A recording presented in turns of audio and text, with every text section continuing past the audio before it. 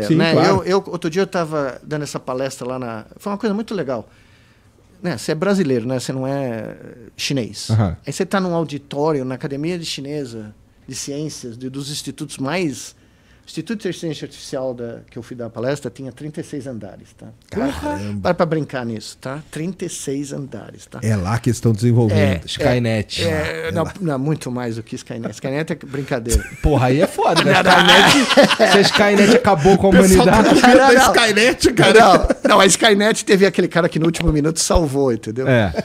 Mas enfim, eu estava lá, ia começar minha palestra, os caras me apresentando, porque eles fazem uma apresentação que é maravilhosa, né? Eles contam a tua vida, faz e tal. E eu estava pensando na minha primeira professora de ciências, Dona Fauzia, tá?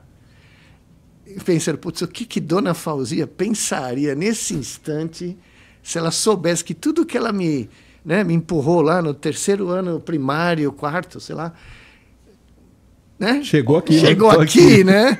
E ele veio à mente a imagem dela, que era uma mulher muito bonita, muito simpática, muito viva, né? Eu acho que nem sei se ela está viva ainda, mas era muito jovem. Provavelmente aquela escola foi o primeiro emprego de ciência dela, né?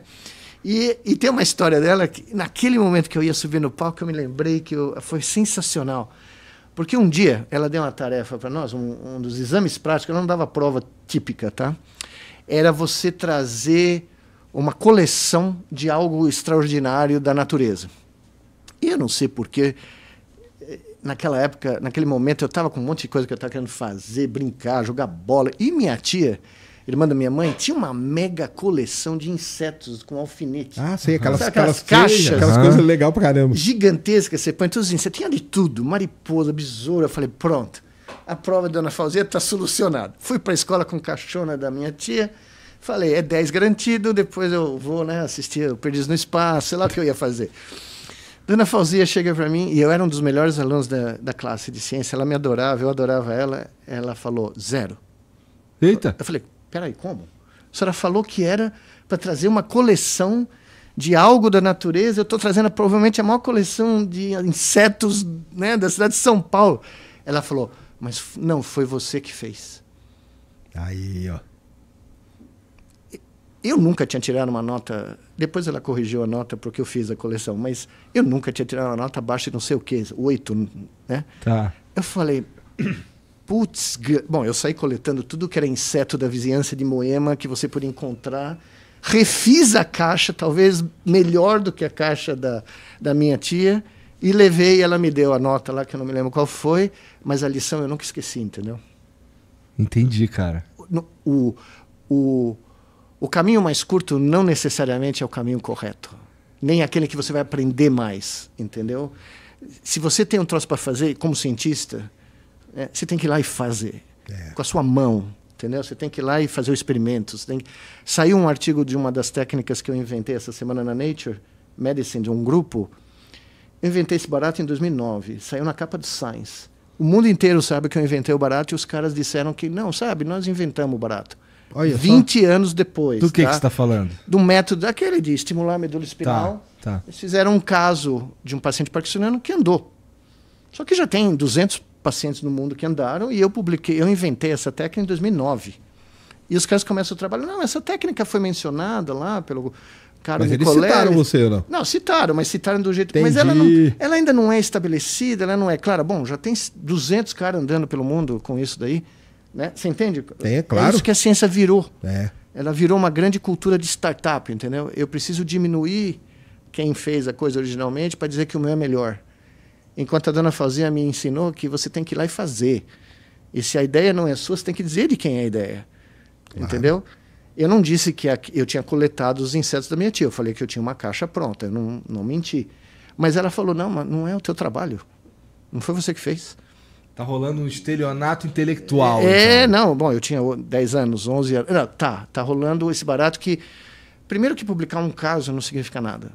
Tá? Não tem estatística nenhuma. Não tem nada, né? Você não consegue explicar porque a coisa funcionou com um caso. Uhum. Segundo, que está rolando uma mentalidade de que é preciso justificar para o meu investidor que eu sou original. Tá. Não interessa que tenha uma história pregressa de 20 anos né? Não basta você só ter aplicado o que já foi inventado. O que já foi inventado. Você tem que falar Precisa ser original, novo, e pra isso, às vezes, você tem que E dito e feito. empurrar o trabalho dos outros pro lixo. E dito e feito, tem uma startup embaixo que financiou o barato, entendeu? Aham. Do autor principal. Então, eu não aprendi a fazer ciência assim. Tá? O que Quando tu eu- sente quando tu vê uma parada dessa acontecendo, cara? Não, a primeira reação é de choque, porque o meu professor daqui, né, o que eu contei para vocês, o professor César Timoyaria, que é um dos, talvez um dos maiores cientistas brasileiros, não conhecido, mas o fazer ciência que eu aprendi com ele era completamente diferente do que a gente vê hoje em dia. Você não faz ciência para dizer que você é o primeiro, que você publicou na Science, você faz ciência pelo prazer de descobrir algo que ninguém nunca jamais viu. E de, eventualmente, a sua descoberta ter um impacto na vida das pessoas que pode ser monumental. Claro. Né? Só que hoje, o comércio da ciência, o virou marketing tipo uma da commodity, ciência, né, cara? virou uma commodity que é mais importante do que a prática da ciência. Isso aí. Então, para mim, é uma arte. Para mim, é pintar. É que nem você sentar e fazer um quadro.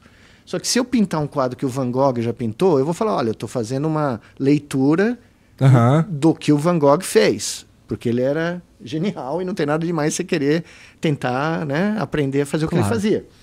Mas se eu vou fazer algo que já foi feito, e eu chego lá e falo, olha, não foi tão bem feito. Eu agora estou fazendo barato. E você tem um caso, tá?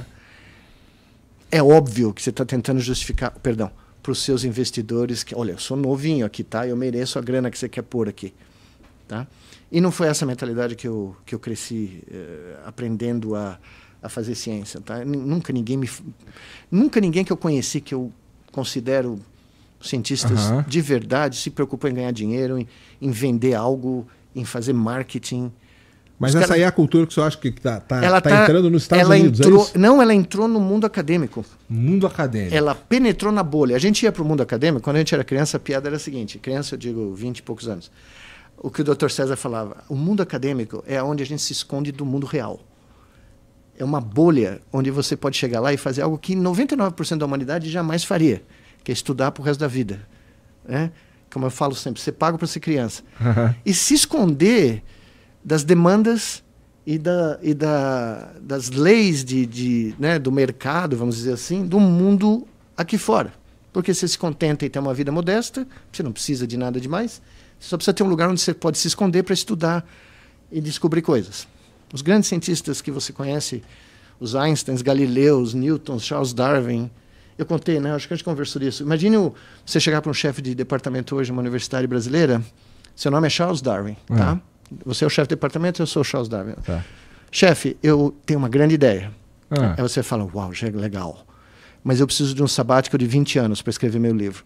Porra, tá de sacanagem, né, Charles? Charles, de Charlinho, novo. De novo, Charlinho. Charles. Porra, já te falei antes, cara. Quem é que vai pagar isso aí, cara? Você publicou o que esse ano, Charles? Porra. Aí 20 anos, 20 Charles? anos, meu. E eu preciso fazer uma viagenzinha pelo mundo, desculpa. Não. mundo só, pelo né? mundo, eu vou sair pelo Vamos mundo. fazer o seguinte, então. Eu vou... você tá pedindo demissão, é isso? Não. Eu queria uma licença remunerada, né? Mas é isso, nós não teríamos a origem das espécies. Aliás, a origem das espécies, 1859, tá? Isso. O aniversário foi agora em novembro, É. tá? Da publicação original, né? Quem daria no mundo moderno 20 anos para Não um cara? tem. Não tem. Não precisa ser 20, 5. Não tem. Não tem, concorda? Mas quando eu entrei na universidade, quando eu fui para a minha universidade na Duke, né, quando eu era professor assistente, em 93, eu cheguei para os caras e falei, eu tenho um programa de 10 anos. Eu vou chegar, esses são os passos. Os caras falaram, tá bom, tá aqui a grana, daqui 10 anos nós conversamos.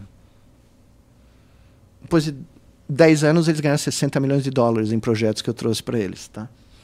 E eles entenderam, porque lá é o seguinte, eles te dão um down payment. Tu faz ideia de quanto custou pra eles esses 10 anos?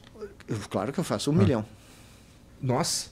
de Então, dólares. Puta lucro. É muito Puta melhor lucro, do que pôr na bolsa, né? Tive um retorno de 60 vezes. É. Tá? Mas aí é que o professor tava falando que antes era assim, né? Antes. Não, e também existe a tinha chance essa de não dar em cultura- porra nenhuma, né? É. Mas aí tinha essa Claro. ideia do longo prazo, né? Mas de 99% das startups hoje em dia A não maioria dão em vai pro nada. saco, é. 1% É. paga as 99%. Era a mentalidade antiga. E a mentalidade antiga é a seguinte, qual é o seu track record?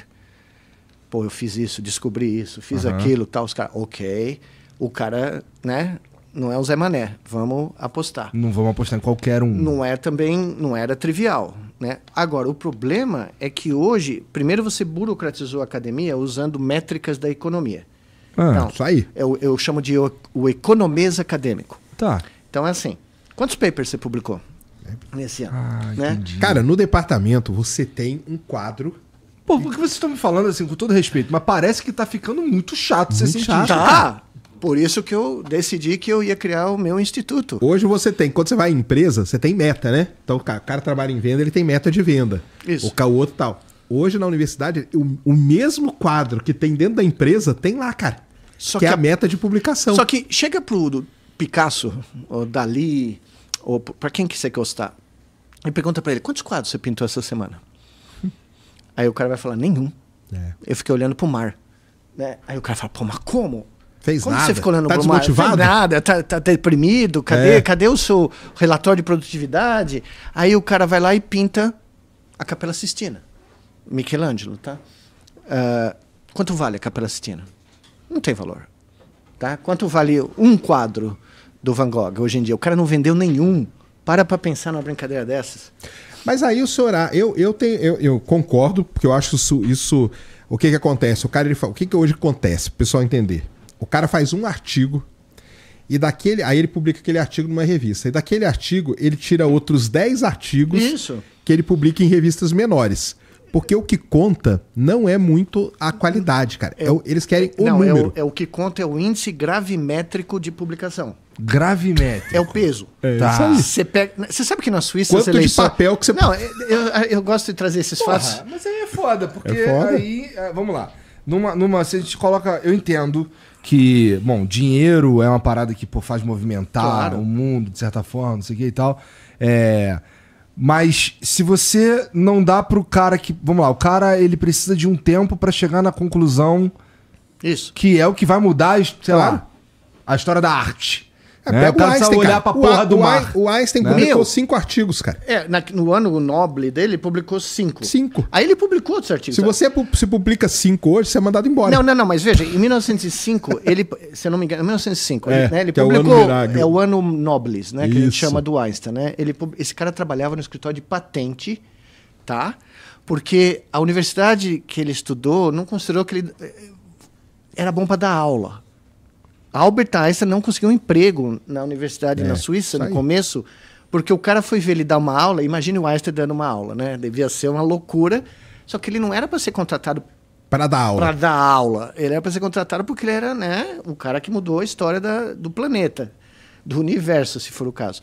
Pois bem, esse cara publica 5 trabalhos, cada um deles podia ser um prêmio Nobel.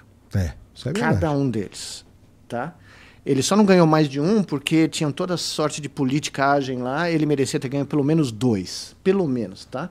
E aí ele passa vários anos, quando ele consegue um emprego, né? Ele passa vários anos publicando coisas pequenas, coisas não... Publica outros trabalhos na carreira. Teve gente que a primeira vez que eu vim aqui criticou lá nos comentários dizendo que eu disse que ele só publicou 5. Não, ele só publicou 5 num ano.